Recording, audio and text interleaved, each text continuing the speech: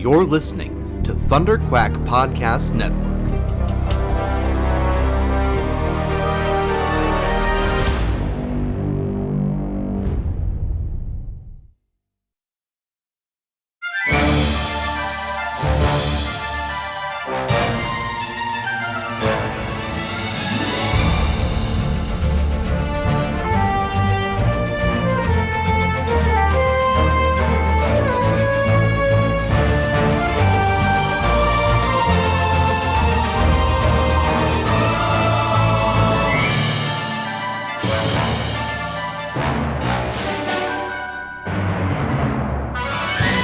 Hello there, and welcome back to Force Perspectives for our Star Wars Outlaws Spoilercast. I am your host, Michael Cohen, and joining me, as always, the infamous outlaw, Joe Hogan.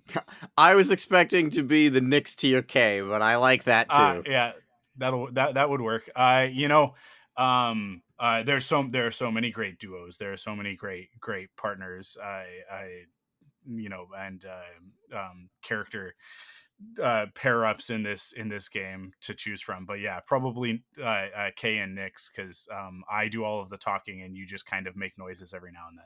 Basically, So, more or less. Um, Not as well as D. Bradley Baker, but no, I mean, dynamic. Listen, nobody does quite literally. like there is one other human being. Actually, I guess we'll say there are two other human beings in the history of sound in moving pictures and whatnot that are close to D. Bradley Baker. One is that dude from the Police Academy movies, but really, like, let's be real about it. None of the sounds that he makes actually sound like real things. They sound like cool sounds that he can make. I love every performance he's ever given where he does that, but it doesn't sound like real stuff. And the other one's like Frank Welker. Sure, yeah. Who was the D. Bradley Baker of the 80s, because Frank Welker, for those who don't know, he was like Megatron. He was also Slimer, and he was all of the animal sounds in all of the cartoons and everything from back in the day. But which is like that's D. Bradley Baker is the modern Frank Welker, although Frank Welker still works to this day. So D is just, he's D. He's the best. Joe, how did you like Star Wars Outlaws? Heads up, everybody! Full spoiler cast. If you haven't finished the story of this game, come back later. Or if you if you care about spoilers for the story, then don't hang out. Yeah, Joe, go for it. What did you think of Star Wars Outlaws? I loved just about every second of it.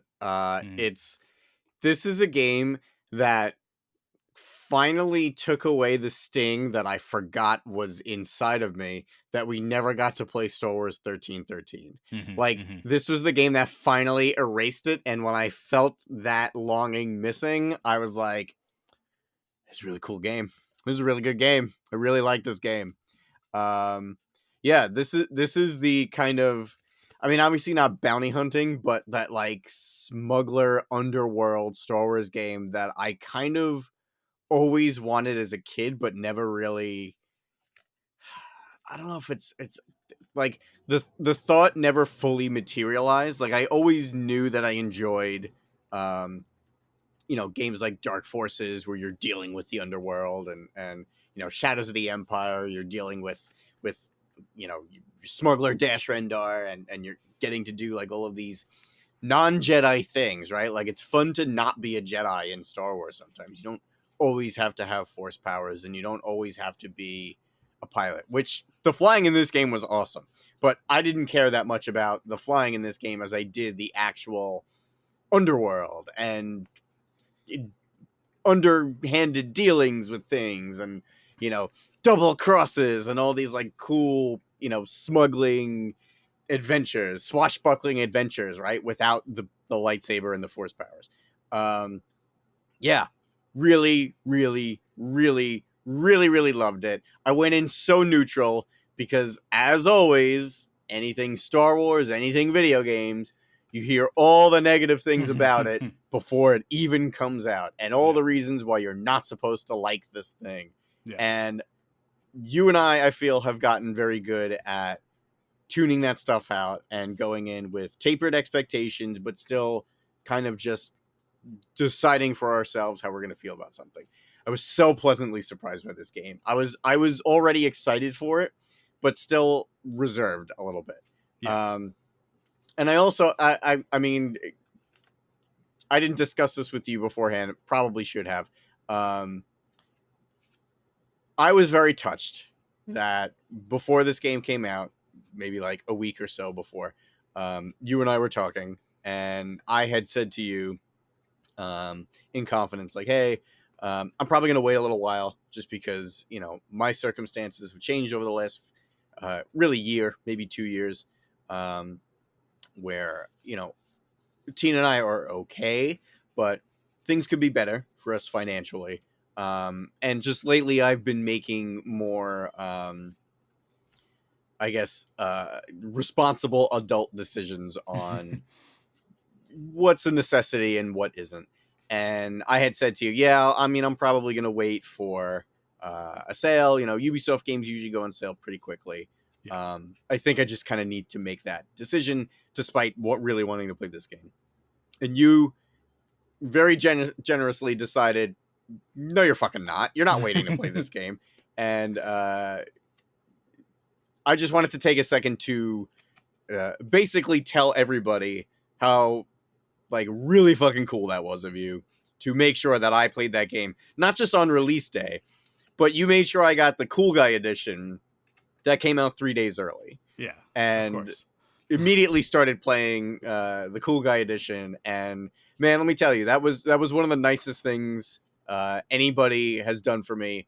And like, I immediately felt bad because I felt like, oh man, I was crying poverty, and you kind of leapt into action. And like, of course, like the guilty part of me is like, I don't want you to think that I was trying to play on your emotions or anything like that. But you know, it's when you're in that kind of situation and somebody does something nice for you, it's hard not to feel a little self-conscious because like, oh, I hope they don't think that I was trying to garner sympathy or anything like that. But I just want you to know that that gesture really meant a lot to me. I want everyone to know that you're super fucking cool that you did this for me, and I already would have enjoyed the game based on that, but the fact that you did that for me made me enjoy the game even more. And then the cherry on top is, oh yeah, the game's fucking awesome, and I got to enjoy myself for a week playing this game and immersing myself in this game, and just, you know, getting to for a little while forget that I'm in the position that I'm in. And just, I wanted you to know how much it meant to me. Well, I mean, thank you for letting me know that. Yeah, I mean, the reality is that on the last episode a few weeks ago, I was like, oh, when we come back, we're going to talk about Star Wars Outlaws. It's like 2 weeks after release, so that'll give us so much time to play through it. And then I was like, yeah, so we'll come back and we'll do a review of Star Wars Outlaws. And then we ended the episode and you were like, yeah, I don't think I'm going to be able to get it. And I was like, well, I want to talk about it. So I like, that was how I like started thinking of it. But then we were talking about your situation, and it's very similar to what happened to me a year ago. And here I was about to, you know, go on a trip to Disneyland, and my financial situation is not what I would consider awesome at the moment, but I just, you know, landed a couple of contracts, and and things are pretty okay for now. So I was just like, oh, Joe does so much. He's contributed so much to ThunderQuack. He's contributed so much just to any time I ask you to do anything, you're always down. So I was like, man, you deserve to play this game on release as much as I do. So yeah. I mean, like, you know, it's like your Christmas, birthday, you know, bar mitzvah presents all wrapped into one. And a thank you for being a cool guy and hanging out on podcasts with me while I talk ad nauseum, and you and you just go, yep, yep, sounds good, Mike. Sure. So yeah, yeah, I mean, like, listen, nobody is happier that this game is awesome than I am, because I basically paid for it twice. Yeah, right. And once an American, which, like, I don't know if people know, but the Canadian dollar not so hot right now.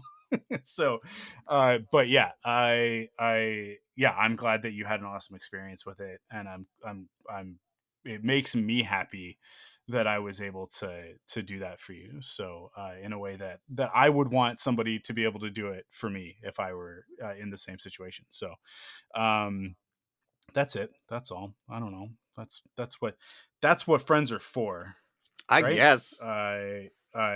Yeah.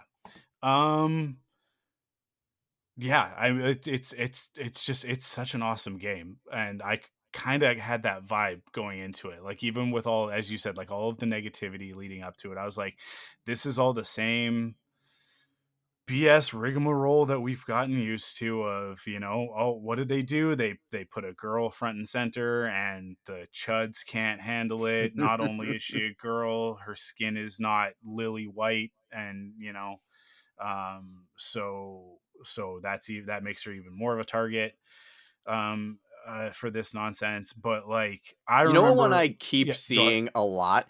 People are like, she's not attractive. She's just an ugly main character. I Like, don't what? understand that at What? all. I don't know where they're What? like, because I'm looking at Kay Vess and I'm like, What a you're actually, like, one of the hottest Star Wars characters. She's Like, a not, smoke show. yeah, yeah, I mean, like, the actress that plays Kay Vess, I'm gonna assume that it's Umberly Gonzalez.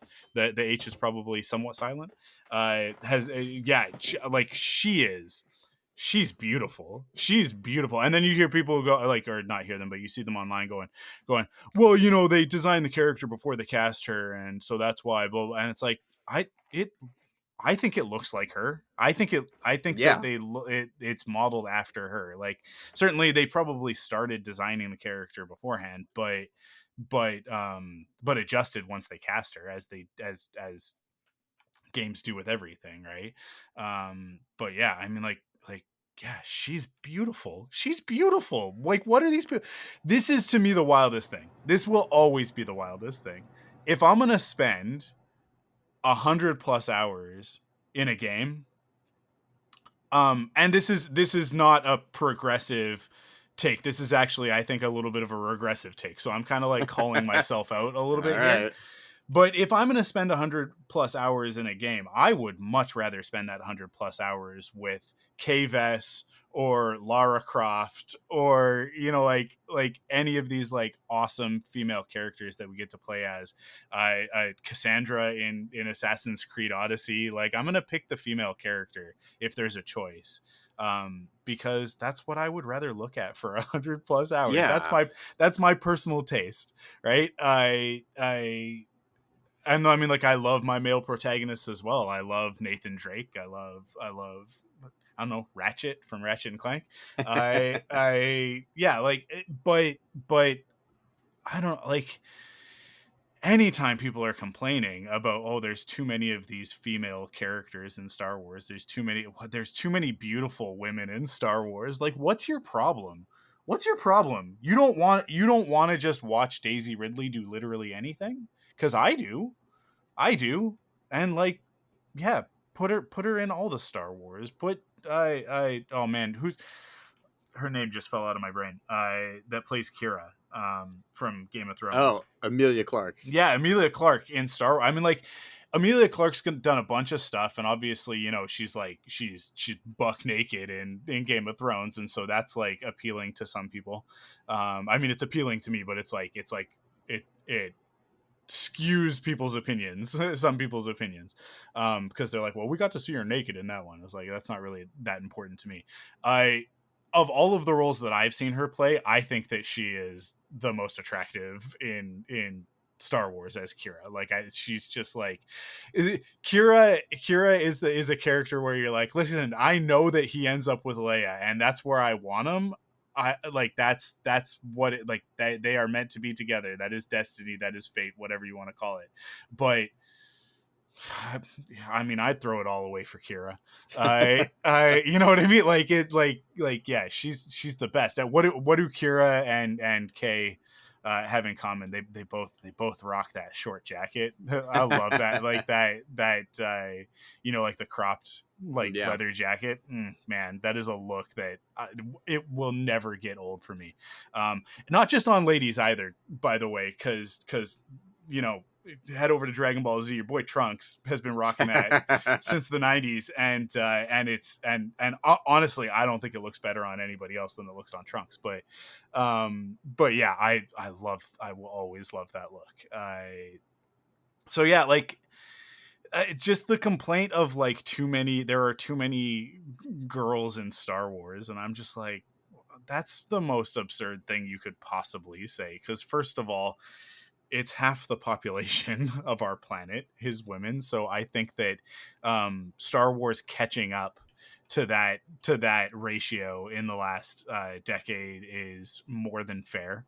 Because like if you look at it, if you do look at it, there have been quite a few female protagonists in Star Wars since Disney bought Star Wars.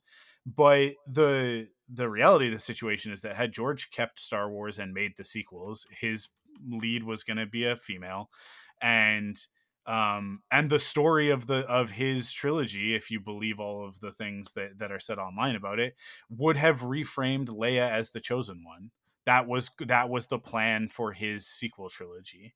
I So didn't know that. but yeah, like it was gonna be a thing of like that like I don't know exactly how it was gonna happen, but like it was gonna end up being that like um they and I think that this was a thing that happened like because you know he raised his daughters and whatnot, and I think that he sort of like came to the realization at a later age that like after he'd done the prequels that Leia was in the best position of all of the characters to actually like restore balance to the Force and bring peace to the galaxy, not as a Jedi, but like through everything else that she does, right? Like also as a Jedi, but like because she has this power and this influence in order to do it. And it's like and I think ultimately that the thing that would heal, because it's all allegory, right? It all relates. Don't make Star Wars political. I don't care. This isn't political. This is, first of all, it's anthropological and socio-political, if you want to say it's political at all. But the only way to heal the damage in our culture is to get rid of the patriarchy and replace it with something better. And having Princess Leia at the top of something like that, I think, is a pretty good idea. As a character, she's pretty ideal for that situation. But yeah, like there is like, I do get where some people are coming from. I understand it. And I have a bit of empathy. It doesn't mean that I like condone it, if that makes sense, right? That like I can empathize with men who feel threatened by, you know, presences. Because I'm not even going to say like women. It's just presences other than themselves, being something on screen that represents something that they are not, right? Okay. So whether that's, you know, female, trans, you know, a different race, ethnicity, nationality, whatever, I get it. I can understand where if you grew up your entire life as guys like you and I have, seeing ourselves on screen as the hero of every story, and then all of a sudden, you know, culture starts to evolve and change in a progressive way, and that starts to go away, and it's like, well, but what about me? And it's like, well, you're still there, relax. There's still lots of white dudes in Star Wars. I because I'll be honest, like I had a moment recently where, oh man, what was it? I don't remember if it was something that was just I guess it wasn't something that was just announced. Maybe it was actually thinking about Star Wars Outlaws. And I did have a brief moment, like one of those sort of internal thoughts of like, there have been a lot of female protagonists in Star Wars. What's up with that? Like, and like my brain did that. Like it had that knee jerk reaction. And then I started doing the math on it, and I was like, well, if we go back over the almost now, 50 years of Star Wars, I That's crazy. Just yeah, to think right. that. We're approaching 50. So we go back over that 5 decades almost. I was like, how many of these stories have been, how many times do we introduce a new character and that new character is another white man, right? And let's just go ahead and assume heteronormative cisgender as well, right? And it is the vast majority. You mentioned a few games already. You mentioned Kyle Katarn from Dark Forces. You mentioned Dash Rendar from Shadows of the Empire, right? It's like, oh, we're going to introduce a new Star Wars character. Well, obviously he's a white dude. And even more recently, like the Jedi series, Cal. Well, and that was I was just about to make that point of like, it's like, but then we get this turn and we get Rey and we get Kira coming in Solo, and we get Jyn Erso in Rogue One, and obviously Acolyte had a lot of female characters, but most notably it had May and Osha as the two lead characters, played by one amazing actress. Yeah, it's like you can go through it and you can go, okay, yeah, like yeah, there's been a lot. There's been a lot of women, but then yeah, it's like also recently, like in recent history, we've got Cal Kestis, who's like as white gets, right? He's almost albino. Yeah, like you go back through stuff, and it's like we've got so many new male protagonists, and yeah, many of those male protagonists are people of color, which is another part of the argument that people are going to make, but to me it's just like it's so obnoxious. It's so obnoxious, because the majority of Star Wars is this monolith of white men. I've got one of my desktops right now is I there's that shot in Galaxy of Adventure, the Jedi versus Sith one, I think, and it's like it goes through the timeline of the Jedi and the Sith or whatever, and it's got that great shot of, maybe it's the lightsaber duels one, of all the Jedi on one side and all of the Sith on the other, right? Like sort of the famous showdowns. And when I look at this, it's like there's 1, 2, 3, 4, 5, 6, 7, 8, 9, 10, 11, 12 characters on this, right? And of those 12 characters, 2 of them are technically not white men. 2 of them are technically not white men. Actually, I should say, if I'm going to say technically, then I guess 4 of them are technically not white men, because Darth Maul has black skin with red tattoos and Yoda is a little green dude. But we know that the people underneath those characters are white men. Right. So it's like we've got Mace Windu on this thing. I've got Mace Windu and Rey. That's it. Everybody else: Luke, Anakin, Obi-Wan, Qui-Gon, Yoda, Palpatine, Maul, Dooku, Vader, Kylo Ren. All white dudes. All white dudes. Like, yeah. So like I don't know. It just, to me, it's so obnoxious to hear that argument once again, that like this is somehow a problem, when like, also, by the way, lots of white dudes in Star Wars Outlaws. Lots of white dudes in Star Wars Outlaws. Like, no shortage of white dudes in Star Wars Outlaws. But what's great about Star Wars Outlaws, so much variety as well. So many women, so many people of color, all sorts of different ethnicities and stuff represented throughout, as well as, in Star Wars, we get to add the extra flavor of alien races and droids, and that flavor is also present, which it's not all like that is not a given in Star Wars anymore. So it's like, if I'm going to complain about anything about representation in Star Wars these days, it's going to be like, where are the droids and aliens? Where are the creatures?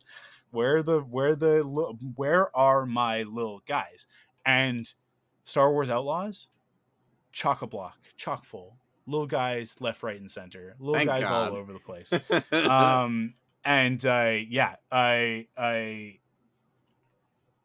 so all of that is to say that like that part of it, I think you and I have gotten very good at just recognizing and going like, okay, well, that's nonsense, so let's not even No. let that be entertained by our minds.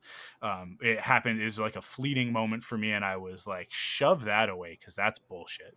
To unpack that and talk about it on the podcast, because I want people to know that like it happens to everybody. Just because Sure. we say that it's that attitude is bullshit and it's gross and it's abhorrent, doesn't mean that I am above it. It doesn't mean that you are above it. It just means that when we have those moments of insecurity, we recognize them for what they are, call it out, try and figure out what's going on there. Why am I acting that way? Why am I feeling that way? Why do I feel persecuted when I'm not being persecuted? Do that work internally, and then move on, with your life. Go outside, touch some grass. Yeah. Because that chatter was all happening, but I remember when we saw the trailer, when we what was it? It was it Game Awards? Not this past year, was it? Has it No, been that quick, or no, it this was longer ago than was that? announced. This was announced like E3 season of last year. Yeah, that's right. It might have been and like, I don't know if it was like a Ubisoft press conference kind of thing, but yeah, it was around that E3 season. And I remember like we saw this trailer and you and I were both like, yeah, that looks like a great game. Because not just, the story trailer came out and the story trailer was like, okay, cool. And then we saw some gameplay and it's like, oh, this is basically like Uncharted, Assassin's Creed, Star Wars. And I love both of those franchises as video game franchises. And obviously Star Wars is very near and dear. So I was like, yes, take the peanut butter and the chocolate and smash them together, and let's see how that goes. But games like this can go sideways real fast. Open world games can be tricky. That said, Ubisoft is the master of this genre. So I was pretty confident when it was like, yeah, Ubisoft's making a Star Wars game and it's going to be different from the Jedi series. It's going to be different from Battlefront. It's going to be different from literally everything else that's ever come out before, in that this is like a truly open world game. And everybody's going like, well, it's going to let you, go out into the galaxy as this scoundrel in the underworld and, live your Star Wars fantasies in a way that no game has done before. And I'm like, lofty, big promises. I'm here for it. Please deliver. But skeptical, like cautiously optimistic, right? I think Sure. that's kind of my favorite phrase lately about, the lead into things. It's like, well, I'm going to be cautiously optimistic. I want everything to be good. I don't want things to be bad. But we've been burned a lot in the last few years by these big franchises going too far too fast, and quantity over quality. And even just get some games in like, if we're going to stick to video games specifically, that are very good games that just didn't mesh for me. They just didn't gel for me. Like Guardians of the Galaxy is a great example of that. I recognize that Guardians of the Galaxy is a great game and a lot of people really liked it. I didn't finish it because the gameplay was so monotonous and repetitive for me that like the story wasn't enough to get me through it. And I think that I've got like maybe 10% left of that game, and I dropped it and I started playing something else and I just never went back. It's so you and I have never talked about it. I mean, I'm on the opposite side of it where I actually really enjoyed the gameplay, but the fact that, like, I get that the Guardians of the Galaxy, like, the thing is that, oh yeah, it's these people who shouldn't work well together but do. But like the arguing that happened every second of that game literally made me feel like I was at that like awkward Thanksgiving with my family that Yeah. like I'm just like, please, I just want to be out of this situation Can right you now. guys just shut up for 5 seconds Yeah, so I can play like the game? Yeah. I've never experienced a game like that, and I stopped playing because of that reason. It was just stressing me out. But yeah, I so circling back into Star Wars Outlaws, right? With the expectations set as high as they were for the experience that they're trying to deliver. And I mean, like, you guys know me at this point. I if I say, like I'm going in with tempered expectations, or like, setting my expectations low and hoping for the best, that sort of thing. It's like I'm serious when I say that. Like, it's not just a thing that I say. It's like, no, I've worked very hard to be able to go into these experiences as much of a blank slate as I can, right? Mhm. And understanding that, like, this shit's hard, guys. It's hard. It's a lot of work to make a bad whatever insert, right? Um there's an analogy that I use with colleagues, with work people all the time, because they'll be like, oh, so and so is such a hard worker. I'm like, yeah, hard work is not everything, because productivity is kind of like the thing in the corporate world these days. Everybody's like, oh, productivity, hard work, nose to the grindstone, get it done, get it done, get it done. And I was like, I am a proponent of work smarter, not harder. And my counter argument when people bring this up is like, yeah, a dog digging holes in your backyard is working hard.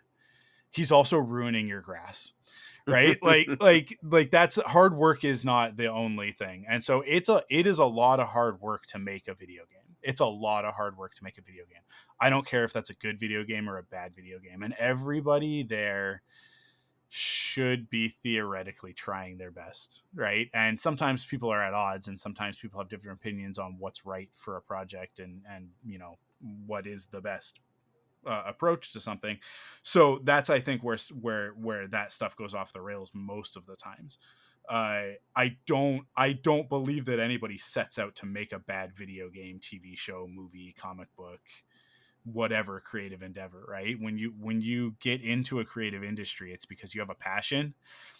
It's because you have a drive to do it. It's because you have a need. Like, dude, if I could sell insurance for a living and just work 9 to 5 and make, if I could be a stockbroker, if I could do that job and make fucking bank, do you not think I would just do that, rather than be unemployed for the last year because I'm a creative and nobody wants to hire creatives right now? So I'm out here trying to just make my own way in the galaxy. And it's like, it's tough. It's tough.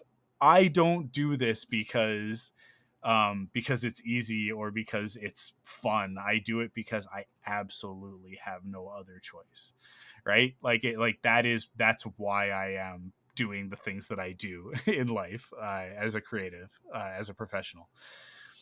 And so everybody making a game is they're in the same boat. They're in the same boat. So I try and go into that sort of an experience with that attitude in mind, of like, everybody here is trying their level best, and sometimes it comes together and sometimes it just fucking doesn't, right? And when you set the bar as high as the promotion and marketing for this game set it, you might say that could be setting it up for failure, right?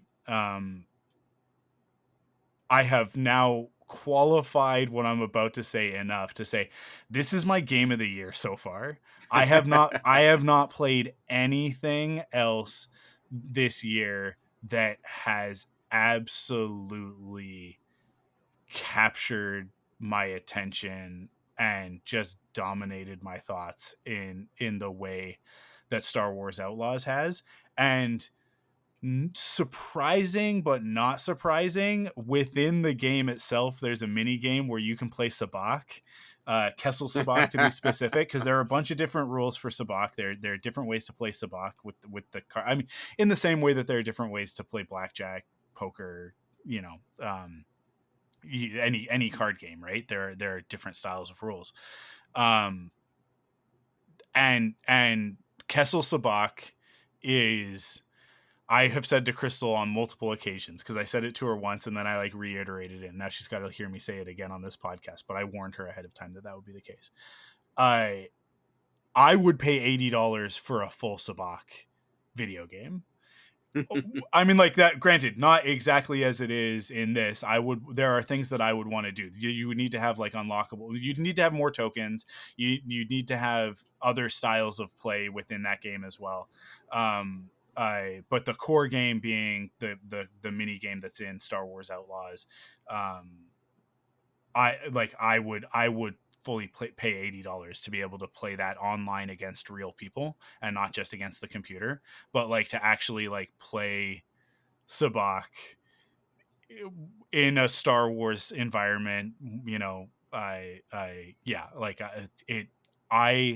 am so in love with it. I am so in love with the Sabacc mini game, and sort of it's not just that it's a mini game, because there's also sort of, it's funny because I said I messaged you yesterday about like, oh man, fucking Lando Calrissian, and you were like, didn't even see him, and no, I went and I was like, no, it was not sorry. Lando.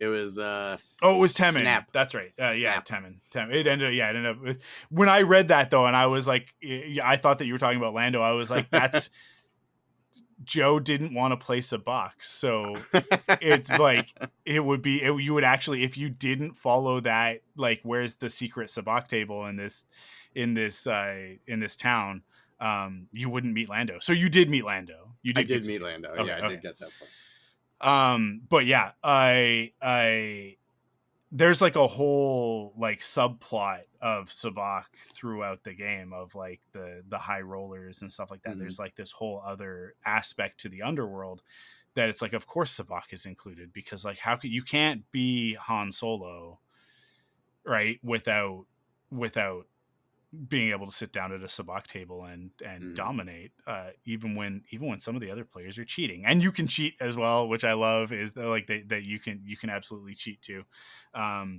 But I've noticed, I think some of the computer players, like some of the high rollers, are actually set to feel like they're cheating. You can't actually see them do it, right? But I was playing against one character. It was in the Lando storyline actually, and she got the Psylop 2 hands in a row. She had a 1 and a Psylop 2 hands in a row, and I was like, there's no way that's not been like programmed in for her to like beat me, right? Like, and for it to feel like that's bullshit. How did you do that? Like, how could you possibly? But the great thing about that is that like I because of the cards that I had and the shift tokens that I had, I was able to beat both of her hands. I just like destroy her. And that's one of the big things with Sabacc, is that like I think you haven't really like figured out the game, so you don't really like it because you're not winning at it. But like I don't know what it is. I click with Sabacc in a way that I don't like card games. Again, this is all repetitive for Crystal listening to the podcast, but I generally, if somebody's like, oh, let's play cards, I'm like, no thanks, get out of here. But there's something about the simplicity of Sabacc that like it's blackjack and poker at the same time, but it is sort of like there are less cards to worry about, right? There's 1 through 6, the Psylop and the Imposter, like that, and that's it. That's all of the faces in the deck. And there's a certain number of every card. I think there's 3 of every card in the deck. But and there's 2 decks, right? There's the red deck and the yellow deck when you're playing proper rules. And yeah, like there's something about the simplicity of it, but that there's so much strategy within that simplicity that just really vibes for me. So it took me longer to play through the game than you did, I think, like to get through the story, because every time there was a new Sabacc table, I'm like, I gotta play a couple hands. I gotta get whatever the unique item is at this table. But then I also gotta go back just to prove to these computers that I'm better than them.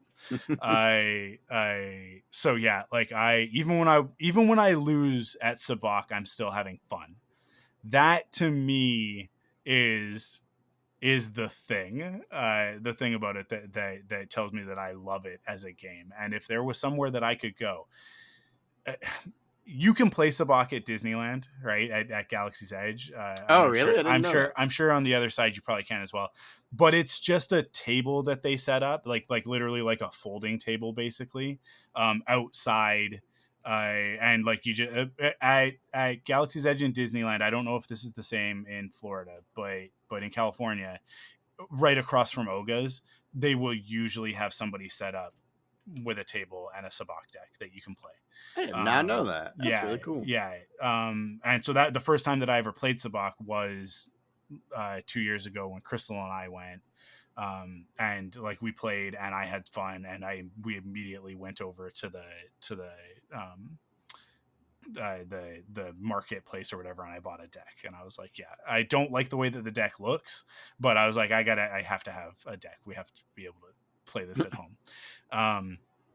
But yeah, I love it so much that one of the things that I am planning on working on in the next 6 months is to make my own deck, because I've got the Cricket, which is like the basically like CNC cutter, right? Like it's the like you can program it to cut custom shapes and whatever. And I'm like, I can design cards, print them, because I've got a decent printer, and then cut them in like the proper hex, I like that long hex shape. I can make my own Sabak deck, and so I'm going to. I'm going to do that. And I've got a friend who's got a company. They do 3D printing and stuff, and so like I'm at the next show that I'm doing. I specifically requested that our tables be next to each other so that we can hang out and talk. And one of the things that I want to talk to them about is doing the shift tokens and doing credit chips for Sabak decks, because it's one thing that like you can't they're so ridiculously expensive online. If you go look at them, like they're so ridiculously expensive, and they don't need chips? to be the shift tokens. I don't know if shift tokens, because shift tokens I think were added specifically for Kessel Sabak in Outlaws. Okay. But getting credit chips, I've looked at it so many times. Oh, credit chips, okay. Yeah. So like a million on Etsy, or both. Like, Kessel Sabak is all over Etsy right now. It's pretty awesome, actually.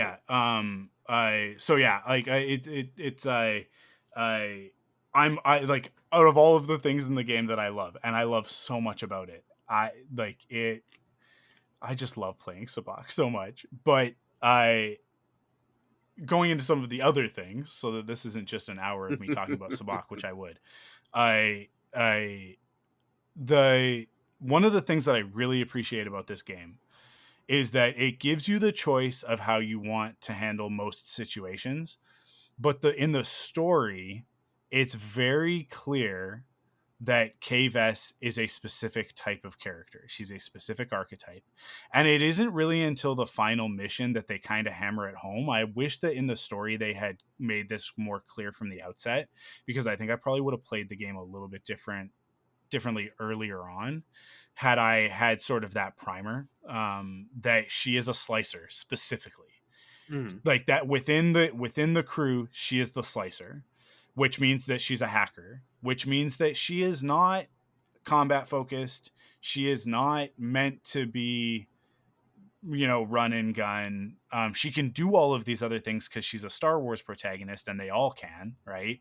Like every Star Wars protagonist, if they need to, can fly a ship, can shoot a gun, can race a speeder, like you name it, they can do it, as long as it's like, something that's necessary for the plot. And that's one of those things. Mary Sue, those characters are Mary Sue.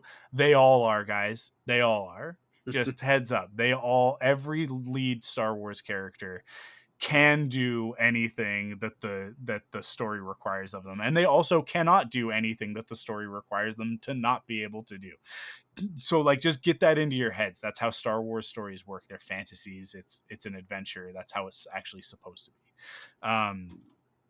But Kay is actually, like, she's very specifically a slicer, and so, you know, the stealth component of the game is um is core. It's actually, I think it's actually the core mechanic. And there's some missions early on where it's like, oh, you have to do this stealth stuff, and it's like, yeah, but can't I just like not?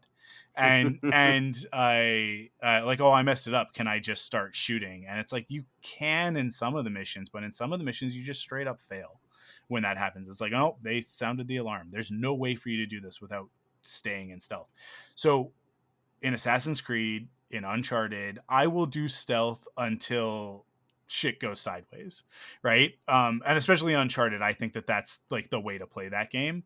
It's because it's meant to be Indiana Jones, right? And it's like, I don't know, I'm making this up as I go along. Like, that's the indie sort of way of doing things, right? And so like with those games, like, that's usually how I play. I'll do stealth until something goes sideways, and then it's like, okay, well, now we just gotta, you know, gun our way out of the situation. um I would do that in Outlaws early on and find that it was not successful. I and so um the final couple like the actually like the final stretch of the game is 3 missions back to back, right? And that first mission, infiltrating the Imperial station, right? Um, it's very, very punitive if you don't succeed on the stealth. And so it really pushed me and it really forced me. But the game just in general really forced me to take stealth more seriously. And I love that. I appreciate, I know that there are some other people who are like, oh, this open world game isn't very open world, is it? And it's like, well, when you're not doing the story missions and you're not doing a specific contract that has stipulations, it's actually ridiculously wide open. As a matter of fact, several of the areas that you explore to find treasures or like progress, you know, through like the open world components of the game of like upgrading your character, have multiple approaches. You can like almost every area, every like treasure area, so think of like a cave dungeon that you're going into to find a piece of loot. um you can find a way in or out through either direction. Like, there isn't like a, oh, this is the way in and this is the way out. There are multiple ways into both of those. Like, if you think of it as like something that would be like a tube, right? Like, there are actually like usually 2 or 3 ways into either side of the tube, and you can play it in either direction. And it actually changes the experience to do it, to the degree that like on Tatooine, there were some that I went into and it's like, I've been in here before. I came from the other direction last time. And it wasn't until I was almost out that I realized that I'd actually already been in that environment, because Yeah. seeing it from the other perspective completely changed it. Because now all of a sudden, instead of, you know, like this area and then this and then this, it's, you flip it and it's like, okay, I got to do this first and then this and then this. And they felt like very different experiences. So the open world component of it is actually really well crafted in the open world uh, uh, sense of it. But when you are in the story missions, you are a specific character with a specific set of skills, and Sure. that is going to lend itself to the types of missions that you're on. Mm. And I actually really appreciate that they had the balls to stick to their guns on that one. Because I think that a lot of games that are open world will lose that in the story side. And so your character in the story is uh you know a blank slate, right? Mm. um and Kay is very much not a blank slate. Kay does things, says things, and acts in ways that I would not act, right? So this is not an RPG. This is not a, you know, self-insert character. It's not like Link or, you know, the Assassin's Creed characters, where it's like, we're going to keep this character intentionally vague so that you are putting a lot of yourself onto it. Kay is a very specific person, and not a Mary Sue. I would actually say of all of the female protagonists that have been introduced, I think that Kay is actually probably the most nuanced out of all of them. And certainly from me, like one of the most interesting. I really, really like this character. I really like this character. And not only her, but the whole cast. There's not a one of them that I'm like, like, can we just get through this, whatever it is that you're saying? I would get to story points and it was like the only thing that I found annoying is that Ankh spoke Huttese, and so in the cutscenes not a problem. Oh yeah, the gameplay, yeah. But in gameplay chatter, Yeah. it was really frustrating because I cannot read subtitles and shoot these guys at the same time. Yeah, So no, I agree. Whatever you're saying, Ankh, I don't know. Whatever. Right. And so I think that I think that they just could have done a little bit of a better job of keeping Ankh's dialogue in those moments more brief and doing the Chewbacca response type stuff, right? Because we never know what Chewbacca is saying, but we always know exactly what Chewbacca is saying. So, and same with R2, right? Like, though, and it's because of the way that characters react to that character. So I think that could have been tighter. That is really, like, literally with the characters, that is my only criticism that I have. Other than that, everybody else fit the roles that they were meant to fit. I loved the characters that I was meant to love, and I hated the ones that I was meant to hate. And Waka, like, don't rest in peace. What's the opposite of rest in peace? I don't know. Suck it, loser. Yeah, and Slero also like fucking like just vent this guy into space already. I hate him so much, but I hate him as like he's such a great villain because I'm just like, get rid of him. I with all of his speeches and nonsense, and it's like, dude, could you be more of a comic book bad guy? But the way that the world treats him in that respect is like, it's like, no, that's the experience, guys. That's intentional. Is that it's like because there is a point where he is like making a speech and somebody is like, fucking knock it off, dude. And yeah, I love it. And then I even more so, you go through the game and he pops up very sparingly as the main antagonist, but when you get towards the end of the game and Vader shows up and puts him in his place, you're like, it does the great thing that we love to see with Vader, which is that Vader is a bad guy. We're not rooting for Vader, right? But we're rooting for Anakin inside Vader. But Vader himself doing Vader stuff, we're not rooting for. But when he does bad things to worse people, we're like, fucking yeah, Vader. Like, yeah. And his moment in this game, we're on full spoiler cast, so I'm just gonna say it. Like that, the shattering the glass and just like, yeah, it is one of, I would say it's like a top 5 Vader moment. It's a top 5 Vader moment. I think it's cooler than the hallway in Rogue One. And like that's maybe controversial because everybody says that's the coolest Vader moment. I don't think it's the coolest Vader moment. I actually think it's very incongruous with Darth Vader. But like that moment, the thing about the glass. So for anybody who's listening who didn't play the game, doesn't have the story, and like hasn't experienced it, what happens is that like Slero, who's, he's this criminal boss that's your main antagonist. It turns out that he's an ISB director and working with Vader, right? Working for Vader and the Emperor, obviously. Vader shows up to sort of, put him back on task because he's kind of a little bit in his own world with his own agenda. And Slero's going off and doing one of his monologues, and Vader shuts him down. Like Slero starts saying some stuff that he shouldn't say to Darth Vader. And Vader, the glass starts cracking, and then it shatters and like blasts out towards Vader, and Slero obviously completely avoids Vader and surrounds Slero because you realize that like Vader is controlling the glass. He's holding it, and it like all starts to like orient and point towards Slero, and he's like, choose your next words carefully. That is way more badass, and that to me is way more Anakin Skywalker.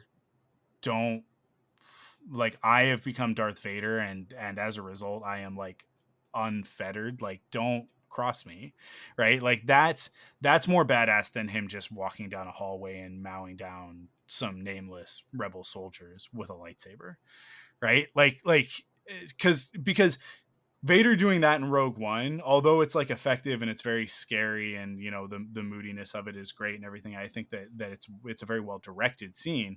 I think it is something that was added after the fact in order to like add a cool factor to the finale of the movie, right? It's like I said, it's incongruous with what I think of as Vader. He doesn't do stuff like that in the original trilogy. And part of that is technology, but part of that I think is also just that like Vader is in much more control than Anakin. That to me is like a very Anakin Skywalker thing of like, look how cool I am with my lightsaber.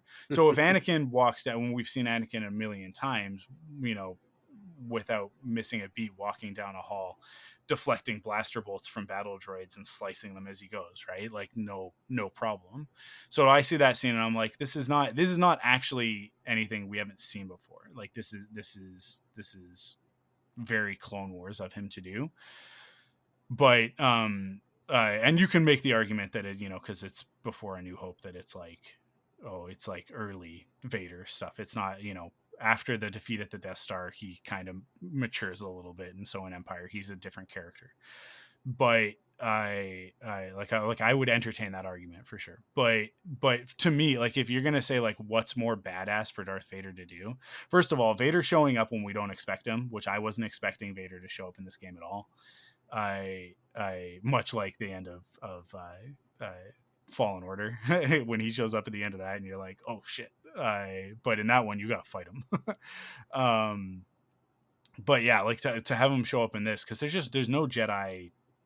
There isn't even like nobody even like says Jedi in this game, right? Like it's a non thing in this world that Kay lives in. So to have Vader show up as a surprise was like, hell yes. And then have this moment, I'm just like, this is to me, in like new canon stuff, this is the coolest thing Vader's done. Because it felt to me very much like Empire Strikes Back Vader, but with the advantage of you know the technology that we can use for modern storytelling. So they were able to have Vader do something other than just force choke someone, and really like show off not only his power but also like the amount of control that he has as Vader as opposed to Anakin, and the ruthlessness of the character, and the terror of the character. So I loved it. I thought that it was so good. But yeah, I don't know. I think I've kind of talked about all the high level stuff that I want to talk about. I'd love to get into some specific story stuff, but I'll just toss it back to you, Joe, to start that off. Specifically talking now about the story and the characters. What was kind of your what was your vibe? Like when did I'll ask it this way: when did you lock in? Like, what was the moment that you were like, okay, I'm in with this story? Because I'm pretty sure I know mine, but I want to hear from you. Story, probably. I mean, honestly, I forgot that ND5 was a thing. Because I remember being really excited about him, and once I started the game, I really wasn't thinking about him at all, and he basically slipped my mind that he was even going to be in this game. And just like when he finally shows up, I was just like, oh, this is gonna be my new guy. I love this guy. Yeah, I mean, I already really, really enjoyed Kay. I really liked. I mean, obviously, everybody likes Nyx. I got very attached to them very quickly. You were. Oh, what was that Rodian's name? The mechanic Rodian's name? Waka. Yes. Yeah, you had his number the second he was like he showed up. But I didn't. When I was already past the point where he turns on you. When you had messaged me and said, "Oh yeah, I don't trust this guy. He likes machines a little too much." more than the actual characters. At that point, I was already like pretty far ahead of you, and I was just like, damn, I really did not pick up on that. Um, yeah, I don't know. It was pretty early on. Like I was on Toshara still. Like it was Toshara, right? Am I remembering the Yeah, name? yeah. I'm so bad with new names in Star Wars I now. know it's a lot. It's a lot, but thankfully it's written down, right? When Yeah, they're on screen, I think I have a better yeah, time memorizing this stuff. But yeah, Tashara. Yeah. yeah. For the actual story, yeah, I think it was ND's entrance that I was just like, oh, I love this guy. He's this game's K2SO, and he's got a little bit less sass and a little more tude. I like this. I'm into this guy. Plus, he just like looks amazing. He's the Yeah. already really cool Super Commando battle droids from Clone Wars with a cool jacket, and he's got like battle damage on his chest. I was like, I love this guy. Yeah. Yeah, yeah. It was ND5. What about you? The same. The same. I was Cool. I was really enjoying the game and like having a good time with the gameplay and exactly the same thing of like I think I had gotten so in on what was going on and honestly like I took a really long time to get to that point. Like I was doing kind of Okay. everything on Tashara that there was to do because I can get lost in the weeds with open world games because I have ADHD. So big surprise. Oh, there's something shiny over there to go explore. Let me do that. It's why I love this genre because it really like feeds that part of the dopamine fix in my brain, right?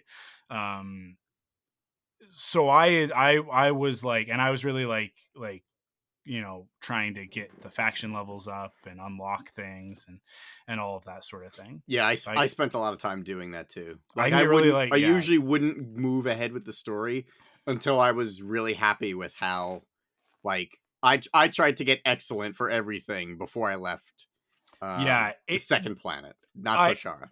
it was really important to me that I have a cool outfit. Like Yeah, that is always one of those things that like I yeah. will prioritize the story, the cool outfit over the story every time. And so yeah, I was really like oh I got to get my Crimson Dawn up because like this Crimson Dawn outfit is great. And it so I really focused in on that. But then it got to the point where I was like, okay, like I gotta get moving with this story. Like there's obviously there are other planets to go to, and I want to get into this before things get spoiled for me. And so I started moving forward with the story, and then you get to the point where it's basically like Waka betrays you to Zarek Besh, and then it's at that point that ND5 shows up to Mm. rescue you, kind of. He rescues you into a blackmail extortion sort of situation. But It's fine. yeah, I forgive him because it all works out. But yeah, the introduction, like he shows up, and I was like, oh yeah, this guy, cool. But then very quickly in interacting with ND5, I was like, oh, this guy. Oh, interesting. And I so that was when I think like that like when I started to like really get a sense for ND5 was when I like the game started to transform from something that I was having a good time with to something that I was like really really into. And then the ND5 Kay Vess storyline as it progresses became the focal point for me, and very much became like I'm very interested in how this relationship is going to go from uh, uh, this sort of adversarial antagonistic pairing to them. Obviously by the end of this it's telegraphed, right? A lot of the story Mhm. is telegraphed, but to me it's like that's never a problem. What that speaks to from me is really solid archetypes and really solid sort of like mythic undertones to it, right? It's like, well, of course we can see how this is going. It's playing to tropes, and Star Wars is really good at that. That's one of the greatest strengths of Star Wars is that it has the ability to play into the tropes and archetypes, but then also sometimes subvert them when it needs to. But you don't get to subvert the archetype if you don't firmly established the archetype in the first place. So like it's a balance. You have to be doing both, and I think that they do that really successfully in this game. And I think ND5 is actually probably the prime example of that, because ND5 is very much an archetype, but he is a very subversive character within Star Wars. He is a droid, specifically a battle droid, and battle droids throughout the Clone Wars are not individuals. They are copy paste, same guy, different day, mow him down, complete fodder. Now, there have been standout battle droid characters within Star Wars, but they have been either expanded universe or non-canon. So there's Roger in the Freemaker Adventures. It's Roger, right? Is it Roger? You're asking the wrong guy. I have I'm not pretty seen sure the it is. Freemaker I'm pretty Adventures. they have a battle droid. The Freemakers have a salvaged battle droid who's Okay. kind of like their butler. He bakes them cookies and hangs them. Oh, okay. Pretty sure it's Roger. And there's Mr. Bones in the Aftermath trilogy, which is we'll talk about Temin in a little bit. But Temin builds Mr. Bones. As a matter of fact, you see Mr. Bones in pieces in this game, sort of. Really? As a Easter egg, yeah. Funny. Yeah, when he's leading you to the droid factory, when you go through his workshop, right before you go through the door, there's a battle droid being built on the table, and that's Mr. Bones, or it will. That's funny.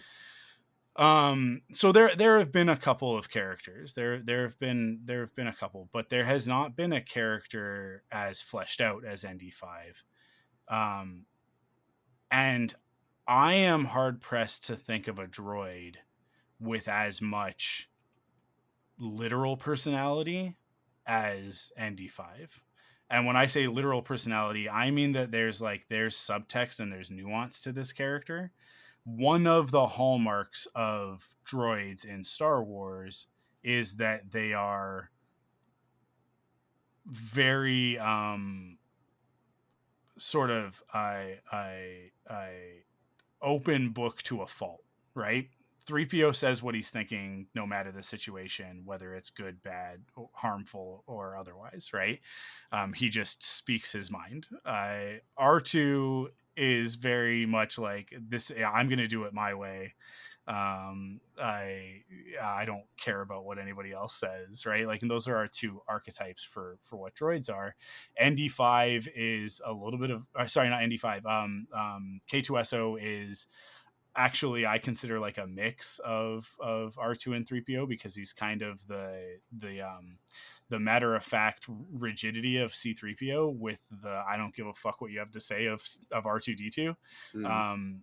And then you've got like BB-8's just a baby. Like he is like BB-8's just a baby. He's a little corgi dog that just does adorable stuff and helps you out. And Chopper is a sociopath. A war criminal. Yeah, a war criminal, sociopath. And B2 Emo is it's right in his name. He is too emo, and really doesn't have a character and is just a sad sack so that we are upset when he gets kicked over. Most droid characters are very flat on purpose, right? They're supposed to be simple. They are supposed to be the most archetypical of all of the Star Wars characters because of the nature of them being androids, droids, automatons, robots, right? And so one of the things that's been done in modern Star Wars is that the super autistic trope, as I refer to it, or the magical autistic, has been applied to droids within Star Wars. K2SO is the prime example of this. K2SO is absolutely a super autistic trope of a character. So the super autistic is like, shows like oh man, what's The Good Doctor? I think it's The Good Doctor. The one with he's like this like autistic young adult who's like he's a savant, right? And he's like Okay. he's a surgeon or whatever, but he's like very autistic, right? But his autism is what makes him so good at being a surgeon and so good at being a doctor, because he quote unquote sees things that other people miss, right? It's always that, oh, his perspective on the world is different, and it's always a he. It's like every once in a while it's a she, but 99% of the time it's a he, because that's how society looks at autism. So it's like, and it's all over the place, right? um like BBC Sherlock, and then they did the Sherlock series on CBS at the same time, right? Like those were both out at the same time. And in both shows, Sherlock, super autistic. It's his autism that makes him such a good detective. Um, and I hate this trope. I hate it for two reasons. It's offensive, first and foremost. It is also lazy as hell. Because it's using an offensive stereotype in order to fast track our understanding of a character. So it's like, if it's a TV show, especially, like, I want to get to know the character, I want to understand, and then when it's used in detective stuff, it really pisses me off, because it's often used as a Deus Ex Machina, which is another piece of lazy writing, right? I love a Deus Ex Machina. A good Deus Ex Machina is fantastic. ND5 has one of those moments in this game, and it was the moment where I was like, ND5 just became one of my favorite characters.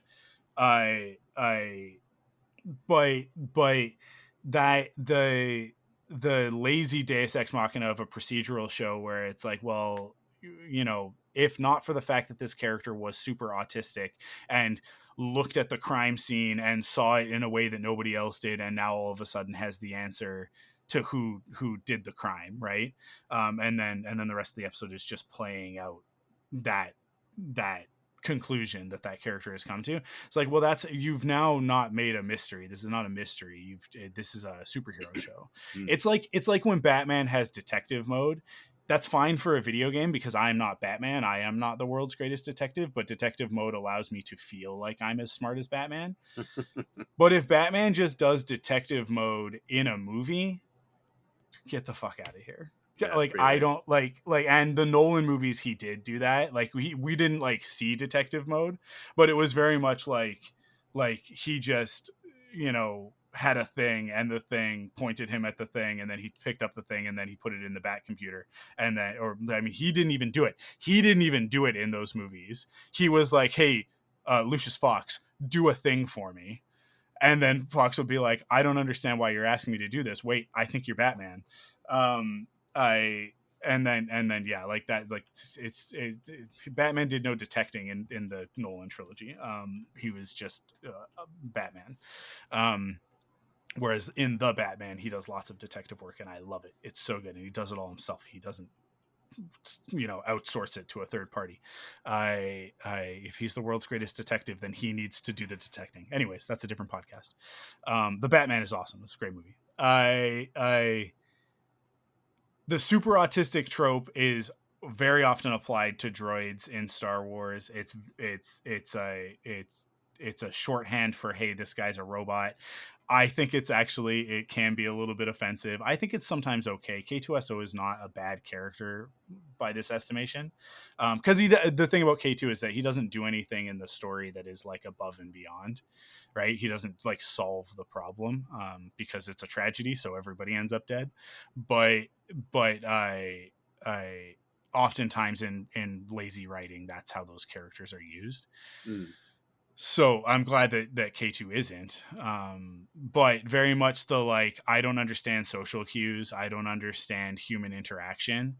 Those are autistic tropes in storytelling, and I mean, like, they are based in a reality. They are based in a very common set of behaviors that autistic people on the autism spectrum exhibit on a regular basis. So like, it's like, that's commonly understood as an autistic trait, but it is not. It's also not a given. You can have very nice social interactions with someone who is on the autism spectrum. That is also entirely possible. Autism is not a monolith. It's not one thing. It's a constellation of symptoms, as they refer to it. The same as ADHD. A constellation of symptoms. Yeah, because like you can have a variety of different things, right? And not everybody has all of the same symptoms of autism, or and then ADHD is the same. Most neurodivergence is like this, where it's like, well, if you have this many of them, then we categorize that as autism, or we categorize that as ADHD, or other different neurotypes, right? But in any case, I don't like it when it's lazy. I don't like that it's always applied to droids, and I've been waiting for a character to come along that bucks that trend. A droid with a real personality that feels like a human, but that is in a droid's body, and that there's a good reason for it. Not just to like do it to do it. Not just like oh, this droid, it has every bit of personality as a regular person. Not oh, this is a what did they call it in Shadows of the Empire? His bodyguard. She's Rora's bodyguard. She's like a Gurai. Yeah, she's a. They have a phrase for it in Star Wars. It's like a human replicant or something like that. Let's see. But I'm gonna look up Gurai right now. But because that's been done in Star Wars as well, where it's like, well, that it turns out that that's actually a droid. But it's like this other class of droid that human replica droid. Yeah, human replica droid. So not that, but a character that is a droid on the surface and inside, in terms of like the way that they interact with the world, and the way that they are motivated is very centered on the fact that they're a droid. But within that, they are emotive and nuanced and thoughtfully crafted. And ND5 is that character. So he's introduced, and you're like, okay, he's a badass, BX commando battle droid. That's neat. He wears a jacket. That's cool. He's got a bit of an attitude. Okay, it seems like some of that is the restraining bolt. Some of that is like this programming that he's got. Like, he talks at the beginning very much like he's going to be one of those characters where it's like, oh, you have a very like naturalistic way of talking, but you see the world very black and white. But then as you progress through the game and Kay and Andy start to open up to each other, Andy starts asking you questions about your past, and Kay starts asking ND questions about his past, and the two of them start to realize, like, oh, we've got some things in common. Oh, we're actually very different, right? Like they explore their relationship with one another in a very naturalistic way, and it actually takes quite a bit of time. And I think the more time you take in the game doing side missions and whatnot, the more of that you get. Which is one of the reasons why I think I was reluctant to continue with the story in certain parts, because I was like, let's keep developing this. Let's keep seeing where this is going before we get too far. But the moment when it turns where I go like, Andy's a cool character, I'm in on this story, into, I think ND5 might be my favorite droid character in Star Wars, is at the end of the main story mission on Tatooine. Kay and Vale are between a rock and a hard place. The Empire is coming down on them. There's ATSTs, and it's like, I don't know if you ever tried to take out an ATST. I never bothered, because the game made it very clear of like, nope, this is not a Kay Vess thing. Cal can do it because Cal's got a lightsaber and the Force. Cal's Cal. Yeah. And a Jedi can take on an ATST, because we see Luke take down an AT-AT, right? Like this is established. This is lore. Even Chewbacca, to a certain degree, it's established. This is lore. It is known, right? But Kay is like a Han Solo type, and Han puts his hands up. He's like, yeah, you got me. That's an ATST. You're pointing a tank at me. I'm done. Right. So I look at the ATSTs and I'm like, no. So they're like, I'm fighting this fight and I'm like, I got this under control, which is Kay's attitude at the beginning of that fight.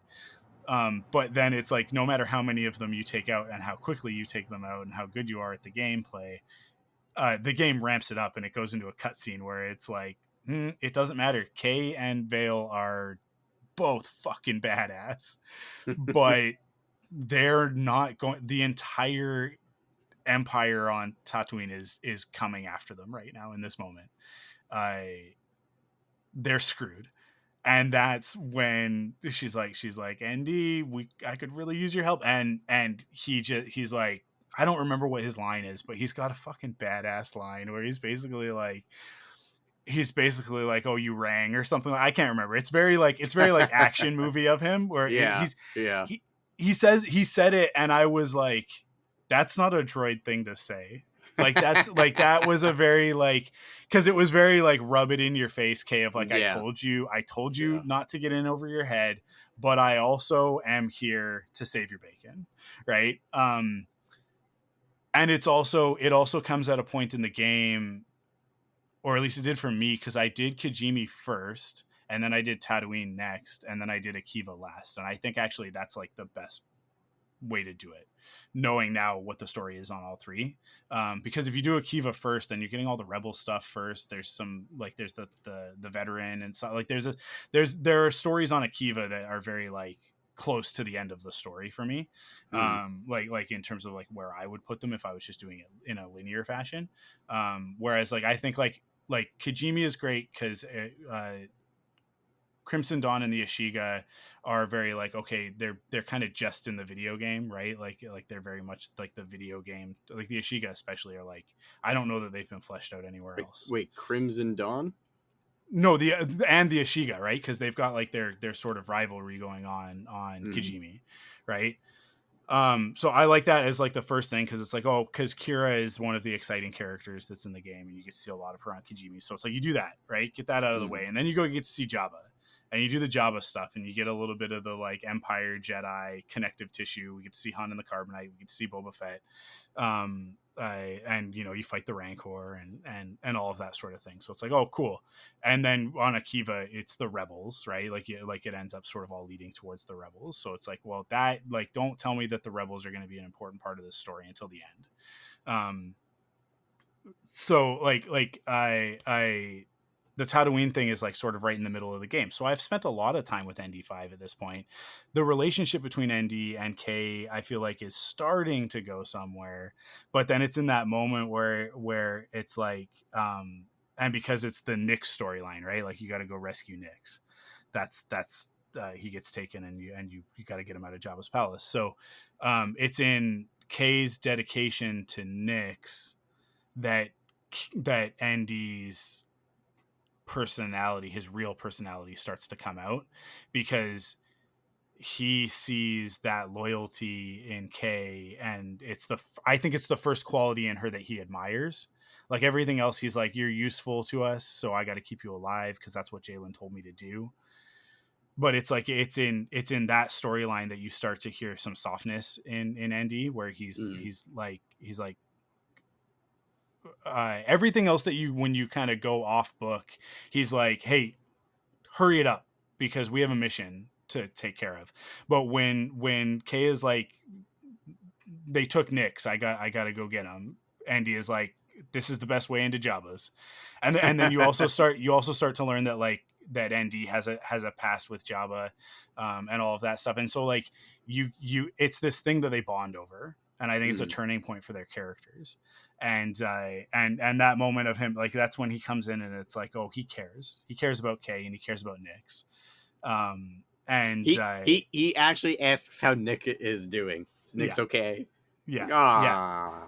And that for me was like, that kind of clinched it. I was warming up to this guy. I was like, he's a pretty cool character. I definitely love the design. I love what we've gotten so far. But that was the moment where I was like, oh, wow, that I was not expecting this. And that's where I say, like, that's where, like, because Star Wars is so solid on the tropes 90% of the time. The 10% of the time when they subvert them is effective. And this is one of those examples, because ND not reacting in this storyline the way that I would expect any droid, much less a fucking BX, right? Like, they have even less personality than the B1s, or the, you know, the B2s, right? Like, which are like, the B1s are comedic, so they have lots of personality, but it's an obnoxious personality. And then the B2s, it's funny because they're basically just B1 brains in a stronger body, right? Like, in a heavier body, with the super battle droids. But with the BXs, anytime that we saw them in Clone Wars, it was like, oh shit, ooh, these guys are actually like scary. Like, these are what the battle droids, I think, were supposed to feel like in the Phantom Menace, but then George made them silly, and so we all just didn't take them seriously from there on out. So we never felt like the Jedi were in any danger with them around. So they introduced the BX in Clone Wars, and it was like, and they come in rookies, right? That's the first time we see the BX. I think Yes. in season 1, right? So it's Yeah. like very early in season 1 of Clone Wars, and it's like, these guys don't talk; they just kind of make a noise, right? Like, they just kind of make like this static chatter thing that they do, for the most part. And it's like, anytime that we saw them after that, it was like, oh, these guys are dangerous. Anytime the BXs show up, you know that this is a serious storyline and not one of the fun ones. Mm. So to have that character show up, look as cool as he does, and then turn out to be a real softie. And this is the thing, I'm gonna make a super clear distinction here. ND5 is not a little guy. Okay? Like a little guy is a specific thing, and I've said before, K2SO is a little guy. K2SO is a little guy.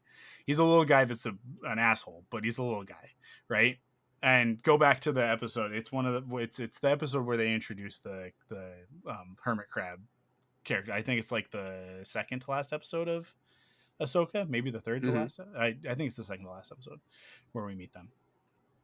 You can go back and listen to that podcast, or you can find it on, because I clipped it out on social. It's like on our Twitter and on the ThunderQuack TikTok, I think, and on Instagram. But you can hear me give my whole thesis on what a little guy is, and how characters who maybe you don't think are little guys are actually little guys, like Chopper and K2SO, and Chewbacca. Chewbacca is actually like the poster child for the little guy.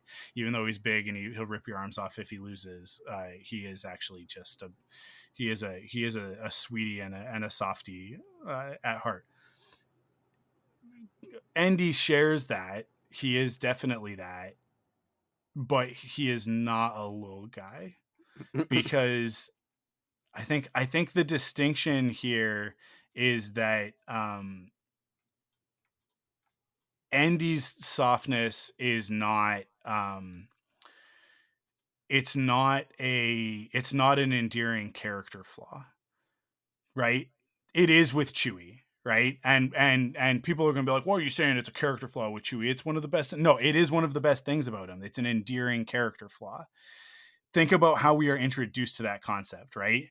The way that we find out that Chewbacca is not the scary monster is that, like, we're on the Falcon and they're playing Dejarik, and Han is like, I'd be careful, you know, like, he's playing up Chewbacca's appearance as a monster, right? And then we go into the Death Star, and Luke goes to put the binders on Chewie, and Chewie growls at him, and we play up again that Chewbacca's a monster, right? And Han's like, hold up. I think I understand what he's getting at. Like this is part of the plan, right? And that's our first hint. That moment right there of Han being like, Chewie, knock it off, right? Like nobody believes you anyways. Like, you're not actually gonna hurt Luke. Shut up, right? That's the subtext in Harrison Ford's performance there. It is after we get out of the trash compactor, and Chewie is like is you know, like, oh, he's all scared, and Han, you know, shoots a blast back into it, and he's like, and Chewie's acting like he's afraid, right? And it's like, oh, Chewie's actually not, he isn't the thing that he has been billed as, right? Like he is this other thing. He's actually this soft baked cookie, not the monster enforcer bodyguard that Han was pretending that he was. ND5 is not that thing. Like that's not like that. It's not a cute moment when we see ND's softness. ND's softness is compassion, right? Like the thing that makes him the like, soft inside and hard on the outside is that he actually cares a lot, and he acts like he doesn't. His he keeps up the appearance of being this enforcer, of being a bodyguard, of being Jalen's tool for carrying out executions, right? But the reality is that on the inside of all of that, somehow, for some reason, and I'm hoping that like maybe the DLC gets into it, because as far as I can tell in the game, all the stuff that I've done, you don't really get an explanation of it. It's just sort of like it's something that Kay comes to understand about ND, is that like there's actually like this very deep compassion inside his programming. And I want to know where that came from. I want to know how he got that way and why he's so different from the other BXs. And it has to be a plot point at some point, because they set up all the stuff with Jabba. They set up all the stuff. They set up the thing about the jacket where Yeah. Kay is like, "Where'd you get the jacket?" And he's like, "I'm not telling you that." And as far as I have found in the game, and I've played quite a bit of the game, and I've tried to play as much of the ND storyline as I can, like outside of the main story, right? Like doing the negotiator, not the negotiator, the veteran side story, which is like optional. It's one of the expert storylines. You don't have to do it.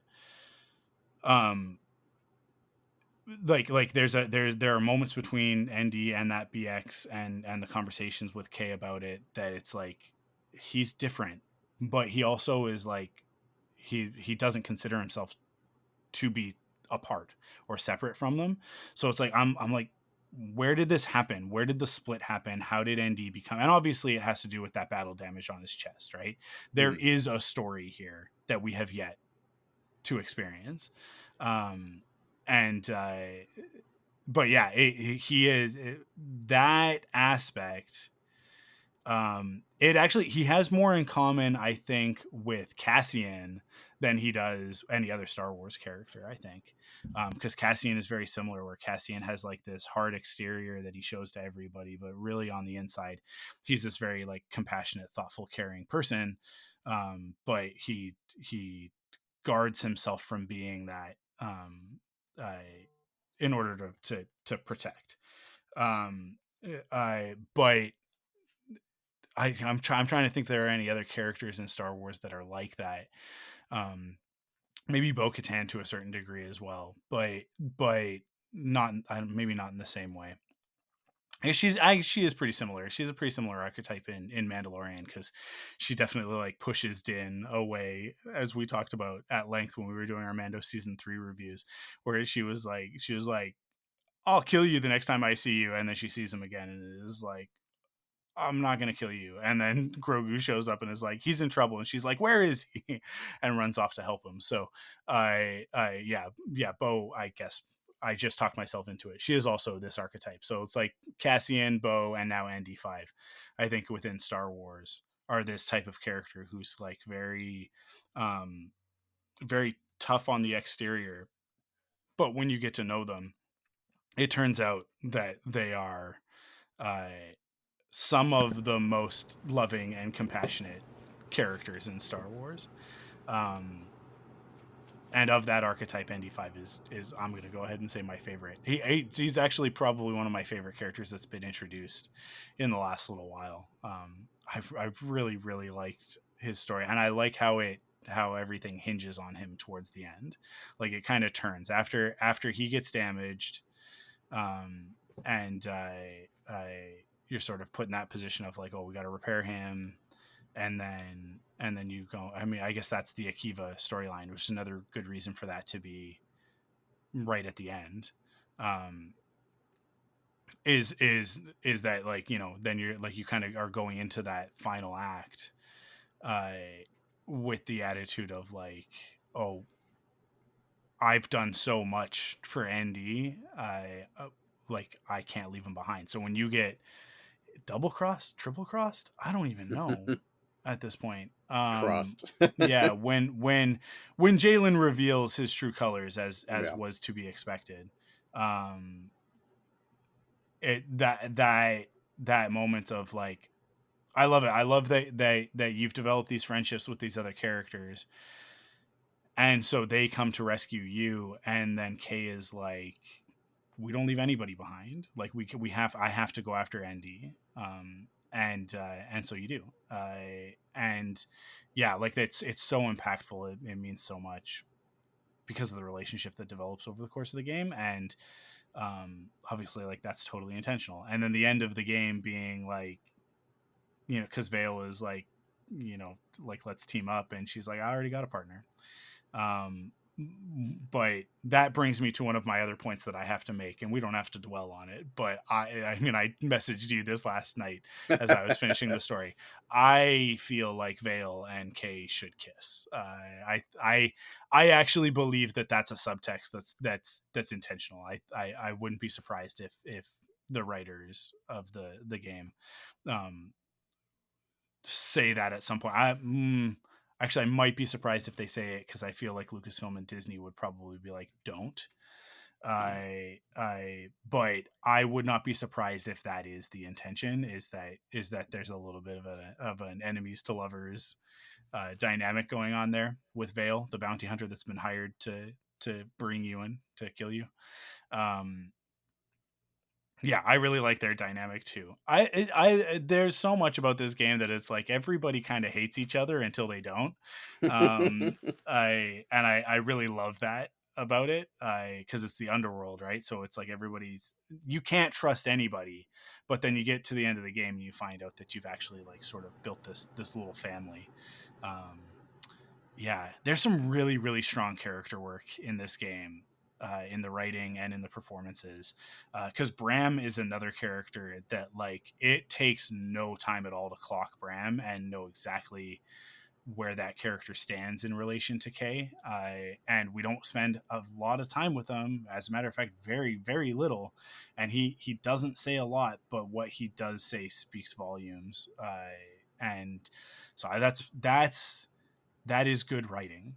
That is phenomenal writing, actually, when you can spend that little amount of time with a character but know exactly who he was to Kay even before she understands. And because it's really not until the very end of the game that Kay really understands who Bram was for her. And yeah, so that's really, really great storytelling, because you're seeing it, you're looking at it and going like, you got to be less like terse with this guy. He's literally the only one in the galaxy who loves you. Like he's the only one that cares about you. Is how you're supposed to feel throughout most of the game. And then the post-credit scene is great, because it reveals a thing about Kay's mother, about Rico, that recontextualizes that character to a great deal. And I already forgot what it was. What was it? It's so by the end of the game, Rico, because she kind of goes with Jalen, and then everything kind of like goes the way that she ends up in Imperial custody, right? Mm-hmm. And so right. Okay. The post-credit scene, or like mid-credit scene, I guess, is is Kay showing up in an Imperial officer's uniform to like question her, and she talks about the chip, and the fact that it was a tracker, and that it was like, the idea was that Rico, we're meant to believe that Rico abandoned Kay and never looked back, and was I said it to you when she was reintroduced into the story, which I saw coming a million miles away, but when it happened, I was like, this lady's a piece of shit, because that's how the game wanted me to feel in that moment. And then you go through that mission with her and you're like, okay, well, maybe she thought what she was doing was for the best, but then you get that reveal at the it's not even that scene that reveals it, because it's when your friends come to rescue you. So like they go, it's like the chip was a tracker, right? Like that's when you learn that that's how they found you, and broke you out of the thing, right? But the escape pod. But that final scene when we have the moment of like Kay saying to her mother, like, I get it now. I get it now that like you left me with this chip and the blaster, but you were actually always there. Like how many times were you like, you know, in the shadows doing things and like watching over and protecting, but you know, to Rico's point, it's like the life that she was leading and everything. She wanted something better for Kay. So yeah, like I really loved that. I thought that was a really great character moment. But and there's so much in this. There's so much built into this for a sequel. Oh my god, there's so much built into this for a sequel for a next game. But we've got DLC first, so it's like the story's not actually done. Which I love. That was the you getting to play the game 3 days early was not the main motivation for me. Getting you the version that I got, it was like I was like, no, like I'm not gonna make you then like have to think about buying the DLC in a couple of months when that drops. It's like no, well, like the DLC is part of the game. This is just how UB justifies a $150 price tag on their video games these days. But honestly, at the end of the day, an hour and 45 minutes into the conversation, I think it's worth it. I think it warrants it. I think I am not unhappy with how much money I spent to play this game, because I had a lot of fun. I'm not done. Like I finished the storyline, but I'm not finished with the game. I'm going to go back in and I have to finish off the Sabak stuff, because there are more tables to find, and there's a larger quest to check off the list for that one with the high rollers. So I got to do that. Actually, there's a location that I've never been to, because there's one of the stations in orbit. I think the station in orbit on Akiva that I've never been to. So yeah, I've still got way more of this game to play, even before the DLC comes. And I'm excited to do that. I'm having so much fun with it. I might need to jump back into Fortnite and do a little bit of work to unlock some more of that battle pass, because the Marvel battle pass is pretty awesome. But I don't know which I'll do first. But I love this game. 10 out of 10. Put it on the list. Game of the year so far. I mean, like, we've got Zelda. Man, Echoes of Wisdom, right? Echoes of Wisdom, yeah. Coming later this month, and that very well could unseat this, but at the same time, I don't know, because I really love this game, and I thought that I was just gonna have a good time with it. I thought it was gonna be fun. I thought that I would like play it and sort of be able to walk away from it at a certain point, and I'm sitting here going like, I want more from these characters immediately, instantly, please. Continue telling stories about these guys specifically. Yeah, so good. Because there's a lot of stuff that we haven't even talked about. We haven't even really talked very much about Kira being in the game. We haven't talked very much about Jalen and all of that, and Sliro. There's a lot about the story that we could still like discuss and get into. But yeah, man, I love it so much. I spent the most of my time playing this game, not actually playing the game, if that makes sense. Most of the time I spent playing was literally, I just feel like riding my speeder from Mos Eisley to Wayfar, or I just want to ride around and, oh, what's that over there? I'm going to go check that out. Oh, cool. Yeah. It's a sandcrawler. I'm just going to look at the sandcrawler for about 15 minutes. Yeah. Oh, what's next to the wait a minute. This looks familiar. That's the Tashi station. Like, literally just looking around. I was so happy being in this game. You know what I mean? Being on the ship. Like, yeah. So good. Go ahead. I haven't found Tashi Station yet. Like, because Okay. I haven't like specifically gone out to like uncover those little gems, because I know that you can also find the Lars homestead Mm-hmm. as well, which I did try a little bit. I checked out a couple and I was like, these are similar, but definitely like this isn't it. These aren't it. So, I assume I'll know it when I see it, right? Like it'll be apparent that it's Luke's home. Yeah, they're so not only are there visual tellings, there's actually people there who are never mind. Just Okay, check it out. It's little. I'll It's get nothing I'll crazy, get but there. yeah, go experience it. It's cool. So yeah, yeah, there's a lot like that. There's so much more of the game for me to go play, and stuff to unlock. So, yeah, it's a fantastic game. There are a lot of people complaining on the internet, because there always are, What? and I any of the things that you can count against this game are outweighed innumerably by the positives. I It's not a really, perfect really, game. It it's is not. not. It's I've yeah, definitely had performance issues. I'm yep, playing on PC. Like it, as much as I love it, it yep, would have benefited from a couple more months in the oven, I think. yep, yep. And I think that Before. that's always the case with these types of games, right? Mm. With these tentpole releases, and especially stuff with Ubisoft. Like I think that that's very common for the Assassin's Creed games to launch somewhat broken and to be fixed up as they go. And it's just the nature of the beast these days. The marketing points towards a release date, and so everything has to just line up to that, because they put a lot of money into that specific element of putting a game out. So yeah, like it's just the nature of the beast at this point.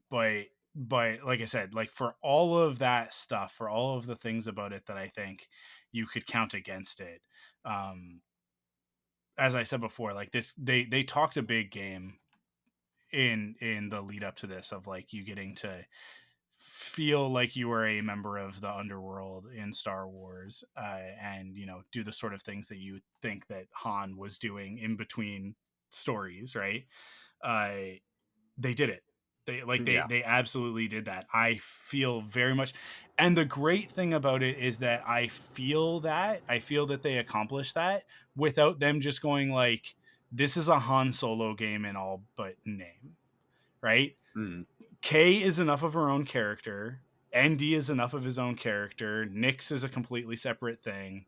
The Trailblazer is its own ship, right? Like, and it has a storyline of its own, and quite literally a legacy of its own, that I have really not even cracked the surface of. I I was so whatever about the design of that ship. Like it just like the outside just felt very yeah. generic, but like by the end of the game, I was just like, I love the ship. I don't care. This is my baby. It yeah, because it comes home, it becomes home, right? Yeah. Like it's yeah, like the inside of it. I love the layout of it, because Yeah. Yeah. I love how much of the iconography of the Millennium Falcon is used to inform the design of the inside of it. It is Mm. also a Corellian ship, so so that makes sense. It's not like they put it into the story. It's not just oh, there's only one way to make the inside of a starship like this. But I love that it it has a lot of similarity to the Falcon, but it is also completely unique to itself. It has its own personality, and the way that the living quarters, so like the bunks, go into the kitchen, Yeah. into the living Yeah. room area, that is open concept to the cockpit, so that you could like you can imagine how this ship was used, like practically, like it like in its like it was designed to be lived on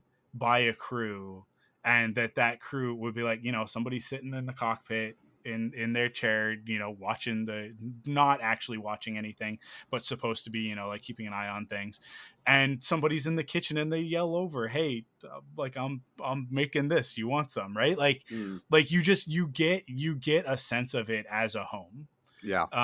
And that to me is the thing about the Millennium Falcon that I love so much, and especially when you get to step on board yourself when you go to Galaxy's Edge, and you get to feel that stuff. But the Falcon also feels very much um, like a ship for a different purpose that has been turned into a home, right? That Han and Chewie have made it their home, but out of necessity, not necessarily out of choice. Um, but that the Trailblazer feels much more like it's intentional, like it was designed to be this sort of thing. And that actually is all informed by the story, by what Sliro says about how they went about building this thing, that it was like, and that it like almost like bankrupt their family, because it was like, because nobody wanted to pay the money for this ridiculously over designed, perfect but over designed, luxury freighter. Right? It's like, well, like, what is this? Is this thing for work or pleasure, or like, is it a home? Is it a warship? Like, you've put all of this like plating on it, you've made it indestructible. Like, it's just, it quite literally was designed to be the best of all worlds, and it pulls it off. But that being the story of like, the price was literally the price, right? Like, the cost of it, of that endeavor, was that like nobody wanted to buy one of these things because they were so expensive. um I love that, because like, it's one thing for the character to say that as part of the plot, but then for you to like have the ship and really feel that when you have the ship, and you're doing what you're doing with it, and you're living in it, and all of that sort of thing. I don't know. I feel like they nailed it. It's the first ship in a long time that I was very quickly like, I would like to live there. I would like to have Yeah. that. I would like Yeah. to. That is, I there's an interesting thing about that is like the dream with Star Wars, of the Millennium Falcon, the Ghost, now the Trailblazer, of being able to take home wherever it is that you're gonna go. So it's like you and the people that you care about, and the galaxy is at your fingertips, right? You just push those sticks forward, and you can be anywhere. But that you've still got the familiarity and comfort of your own home, Mm. right? So it's like, it's the best of both worlds. It's travel, but it's also I don't know, for a homebody introvert like me, it's like, man, I love going to Disneyland. I hate staying in a hotel, right? Like, it's, we stay in decent places, and it's always nice, but it's like, but this is not my setup, and this is not my routine, and we're all in one room, and like, there's no private space, and whatever. um but to be able to, if I could just take that with me, and I know people will say, well, RVs exist, and it's like, yeah, but that's practical and real, and there's something about being able to get in your apartment, in your condo, because like, the square footage of my home, it's just shy of 1,200 square feet, right? This is the square footage that I would imagine is inside a ship, like the livable square footage that's inside of a ship like the Falcon, or like, not quite, the Trailblazer is probably less than that, because it's a bit of a studio, but then you've got, the cargo bay, and the workshop area and stuff too. But yeah, like it just like that, to be able to take everything that I've got here. I can imagine it. I can imagine turning my desk to face my front window, that being the cockpit, and the whole thing taking off of me, being able to fly wherever I want to. Like, that's the dream. That's the dream that Star Wars lets me live. And I love it. And it's like, and if you want to just stay in one place for a long time, you can do that too. Um, but yeah, I it if you asked me right now, is there a ship that you could picture yourself actually living on? It's like, I think that the Trailblazer is probably at the top of that list at the Yeah. moment. Yeah. It just, like, the layout of that living area is just so tight. What I would say is, like, I would take, what is it's a ET 380 or something like that. I would take one of those, and I would build out, instead of having the cargo bay and the workshop area, it like I would significantly reduce those areas, and make more living space, right? Make separate rooms. But I yeah, if you could mess with the layout of that ship, of the inside of that ship, and make those other areas a little bit more livable, that would be like perfect. Like the right size, the right kind of everything for me. But I'd add a little bit more natural accents to it. It's a little bit too plastoid and Durasteel for my taste. I'd head over to Kashyyyk and get some nice Rocher wood to do some nice furniture and accents. But I can picture it. Turning that ship into a home. I like that through the story, the interior fills up too. I don't know if you noticed that. I mean, it's the Mass Effect 2 Normandy, right? Yeah. Like it's as you pick up characters, it's like, oh, now it's no longer empty, right? We've got these other people hanging out that you can go talk to, and they have their spaces that they choose for various reasons, and all it does is make me say in the next game, more characters, more of that, for the next heist, for the next big job.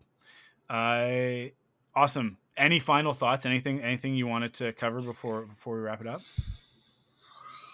Man, I really appreciated how restrained they are, or were, with the cameos in this game. It kind of just let the characters mostly stand on their own. Like Vader was used sparingly. Boba Fett was blink and you miss him. Like you can miss Boba Fett in this game. Lando was like basically optional, right? To even get that far, to see him at all. Like nothing was really knocking you over the head with the established characters in this universe during a time that all of those guys were running around. And I appreciated the fact that, like, as much as I love Mandalorian, when Ahsoka and Bo-Katan and like all my Clone Wars people show up, there is something nice about seeing it be a little bit restrained too.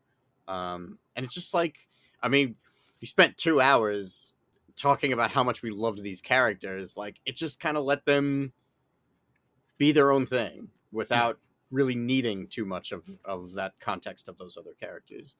Yeah, it's really good, man. Like, I can't wait. Like, I can't wait for the DLC.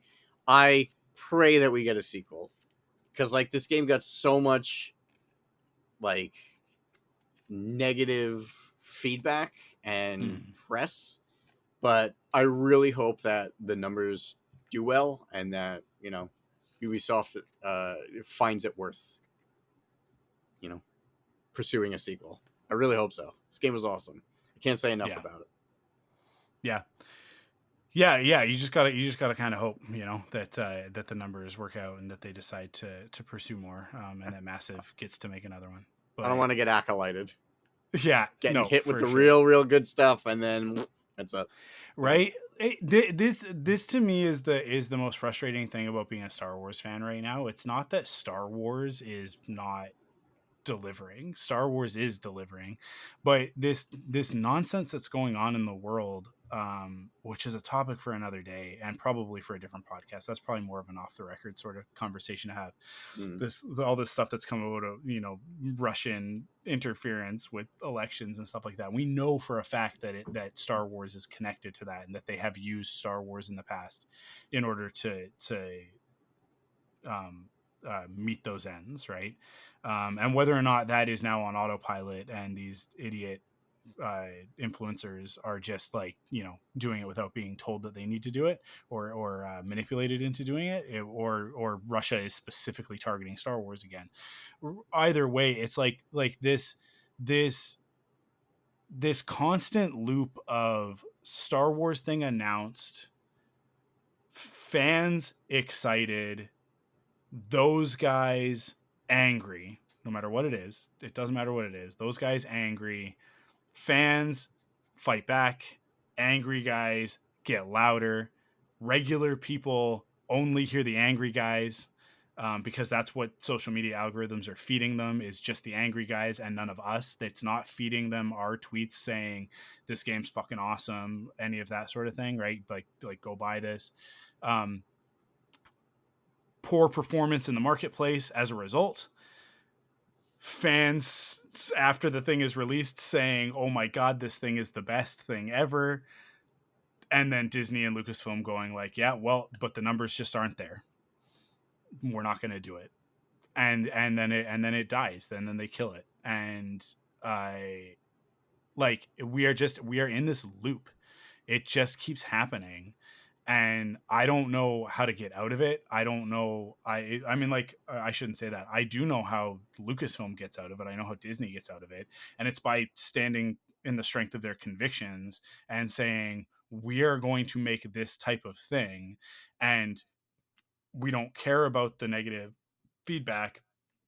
We need to find a way to get to the people who are undecided and stop trying to win over these people who we're never going to win over, right? And they need, I really feel that that's a leadership thing. I think that's where Iger's at right now, is that he's looking at analytics and statistics and just going like, oh well, we gotta get these people who are angry, we gotta get them back on our side. That's a lot of lost dollars, as opposed to listening to those of us who are already spending money and willing to spend more, and giving us what we're asking for, which I think is actually the more surefire way to success in the long term, because that's how George did it.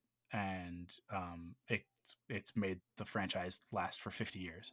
So yeah, like, and if you want cultural relevance, you have to have something to say. I think I said that on a podcast, maybe our last episode.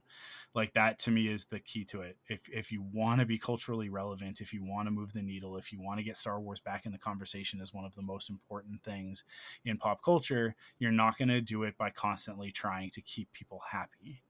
You're going to do it by having something to say with it. And the good Star Wars stuff does. It would be nicer if it was all speaking with one unified voice and was a little bit more, kind of echoing one another. But it is what it is. We've got what we got. But the individual projects, I think, do, and I just wish that Disney and Lucasfilm could stand in the strength of the content that they're producing and say, it doesn't matter what these people online are saying. We know we make something good, and we're going to stand behind it. That doesn't necessarily mean making sequels to things. It just means not doing this thing where they go to shareholders and they go, "Oh, we're course correcting," as if Massive did something wrong, because I don't think Massive did anything wrong. And Leslie Headland and the crew making the Acolyte didn't do anything wrong. They didn't make a mistake. And yet Disney speaks about these things as if they were fumbles, and it's like, far from it. So yeah, it's frustrating, but it's not just Disney, it's everything right now. So it's not just media and entertainment. I think it's just the most, it hurts the most with media and entertainment, especially for people like us who put a lot of stock and identity into these types of stories. So I think it's rough. It's rough going with it, but I don't know, if you listened all the way through this and you didn't buy the game and you're just listening to us talk about it, and anything that we've said sounds like it's fun, then go pick it up, go buy it, please. Pay full price for it right now. I know that that's a tough ask because it's an expensive game, but like we said, there are performance issues. Yeah, it's definitely got problems. I experienced a lot less of that on the PS5 than I am hearing from other people who played it on Xbox and PC. Yeah, so I was PC.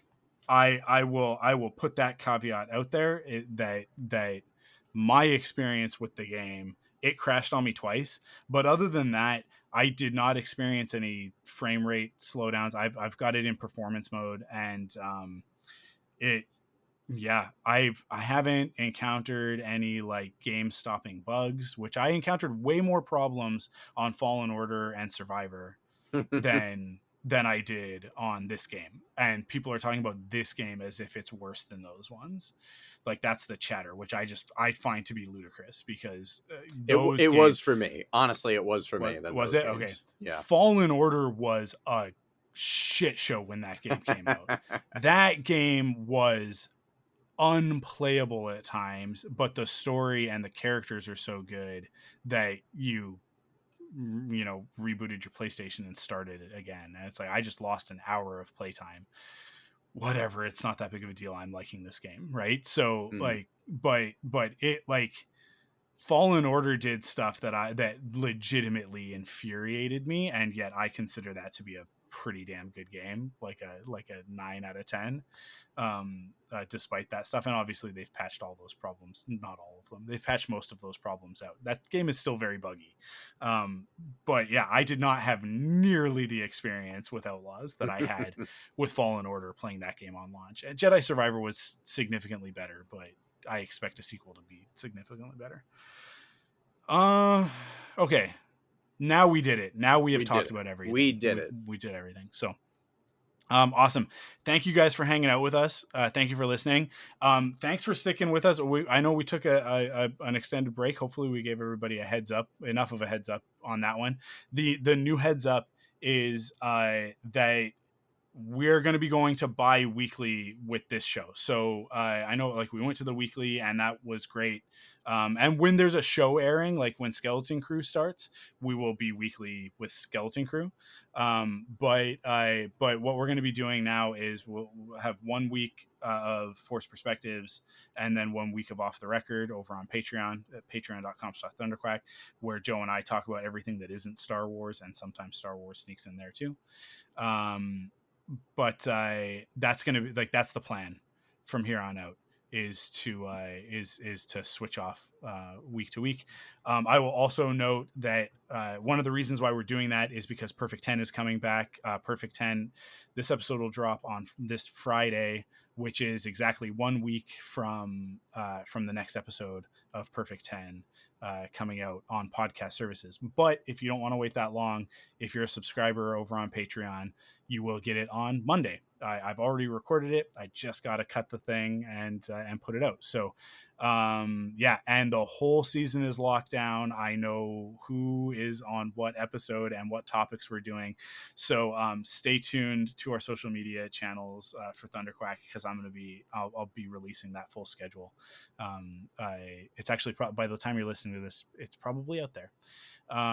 So yeah, I get excited for Perfect 10. We got some really cool stuff coming this season, and we got some really cool stuff planned for Force Perspectives as well, in the next little bit, in the lead up to Skeleton Crew. So yeah, get excited for that. It's everything. I'm proactive with all of it. I'm a little bit more proactive with all of the shows right now, where it's like we're kind of like scheduling out the topics ahead of time and not just making it up on the day and all of that.